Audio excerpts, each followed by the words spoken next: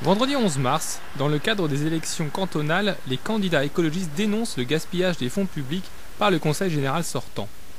Lors d'une visite de la zone d'activité économique de Rouessé-Fontaine, située entre Le Mans et Alençon, sur le bord de la 28, dans le canton de Saint-Paterne, le sénateur parisien Europe Écologie Les Verts, Jean Desessarts, apporte son soutien aux candidats écologistes. Une visite d'une zone d'activité, mais enfin sans activité, puisqu'il n'y a personne, il n'y a pas de politique départementale du Conseil général. Il laisse chacun dire je veux ma zone d'activité, je veux créer de l'emploi. Alors c'est un souci qui est noble, mais absolument pas réfléchi.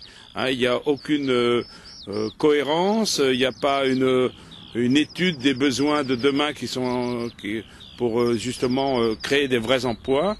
Et on s'aperçoit que c'est une zone d'activité qui a été prise sur les sols agricoles sans aucune utilité, puisqu'il n'y a visiblement aucun emploi de créer sur cette zone. Marie-Laure Montreuil, conseillère régionale, déplore le manque d'anticipation sur les surfaces et le choix des zones d'implantation. Premièrement, un surdimensionnement de ces zones d'activité, car on s'aperçoit que la moitié, voire les 3/4 de ces zones ne sont pas occupées, elles sont quasiment vides.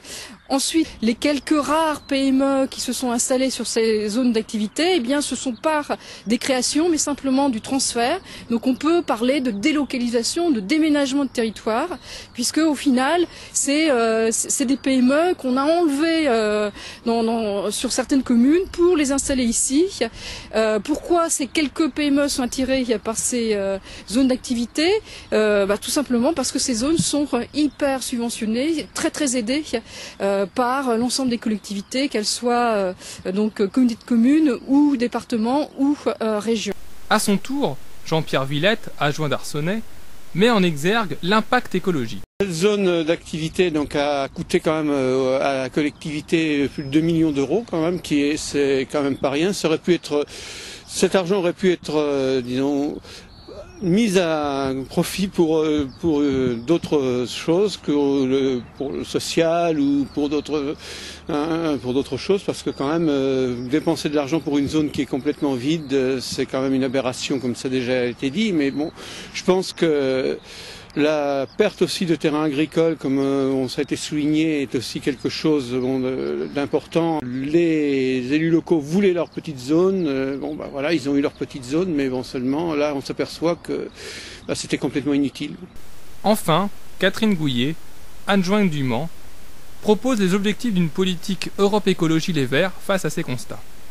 Tout ça nous conduit, nous, candidats Europe Écologie Les Verts, à demander un moratoire sur l'installation de ces fameuses zones économiques en Sarthe, faire un état des lieux pour qu'on se rende compte exactement des surfaces, des lieux précis d'implantation, pour envisager une transformation de ces zones en quelque chose d'utile pour la Sarthe, pour les Sartois.